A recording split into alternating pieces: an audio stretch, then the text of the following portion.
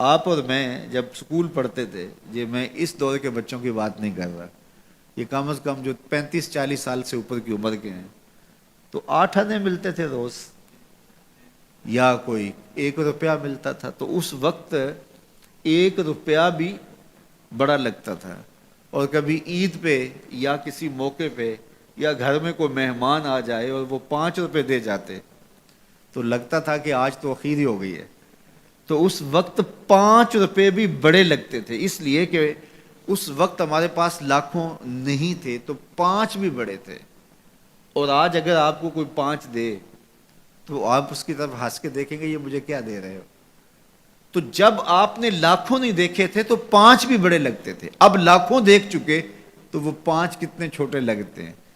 تو آج 60 سال بڑے لگتے ہیں، لیکن جب قیامت کا ایک دن 50,000 سال کا دیکھیں گے تو یہ بہت چھوٹا سا دن لگے گا۔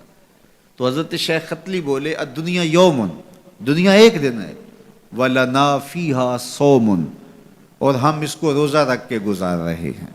دیکھو جنہوں نے صبح سے لے کر اس وقت تک روزہ رکھا ہے، دن تو ان کا بھی گزر گیا، بیمار بھی ہوں گے آپ میں سے کئی، شوگر کے مریض بھی ہوں گے، مریض کے لیے دن کاٹنا اور روزے سے کاٹنا اور زیادہ مشکل ہو جاتا ہے، لیکن کٹ ہی گیا نا۔ تو جب ہم روزہ افطار کر رہے ہوں گے، ٹھنڈا اور میٹھا مشروب حلق سے نیچے اتر کے رگوں کو تر کر رہا ہوگا، تو ایک عجیب طمانینت ہوگی۔ تو اگر کوئی شخص ایسا ہو جو افطار کے دسترخوان پہ بیٹھا ہو اور اس نے روزہ نہ رکھا ہو اور سستی سے اس نے سارا دن کھاتے پیتے گزار دیا ہو، تو اب جب روزہ کھلے گا تو اس کے دل میں خیال آئے گا، یہ ماڑا سا آدمی بھی تو روزہ رکھ کے سارا دن کاٹ ہی گیا ہے، تو اگر میں بھی رکھ دیتا تو یار دن تو میرا بھی گزر ہی جانا تھا۔ لیکن اس کو وہ رسمن ساتھ تو لے رہا ہوگا، لیکن اگر اس نے روزہ نہیں رکھا تو اس کے لیے اس میں کوئی لذت نہیں ہوگی، اس کے لیے کوئی راحت نہیں ہوگی۔ وہ سوچے گا کہ یار میں بھی روزہ رکھ کے گزار دیتا تو دن تو گزر ہی جانا تھا، اس کا بھی تو گزر گیا، میرا بھی تو گزر ہی جانا تھا۔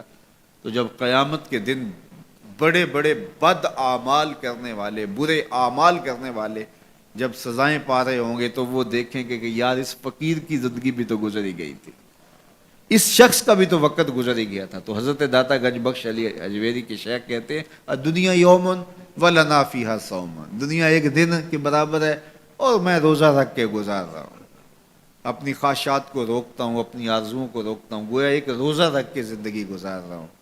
تو زندگی تو میری بھی گزر جائے گی، اور جو نہیں روزہ رکھ کے گزار رہے تو زندگی تو ان کی بھی گزر جائے گی۔ تو فرمایا میں روزہ رکھ کے زندگی گزار رہا ہوں۔ اللہ اکبر۔ اس لیے اچھے لوگوں کی صحبت اختیار کرو، نیک لوگوں کے پاس بیٹھا کرو۔ یہ میری اور آپ کی ضرورت ہے کہ اچھے لوگوں کی صحبت میں جا کے بیٹھے۔ جب اچھائی کی مجلس میں آپ بیٹھیں گے، میں بیٹھوں گا، تو کوئی خیر کی بات ملے گی جو ہماری آخرت اور دنیا کی بہتری کی ضامن بن جائے گی۔ یا جتنی دیر بیٹھے رہیں گے مجلس میں، کم از کم اتنی دیر تو برائیوں سے، گناہوں سے بچے رہیں گے اور دل میں نور اترتا رہے گا۔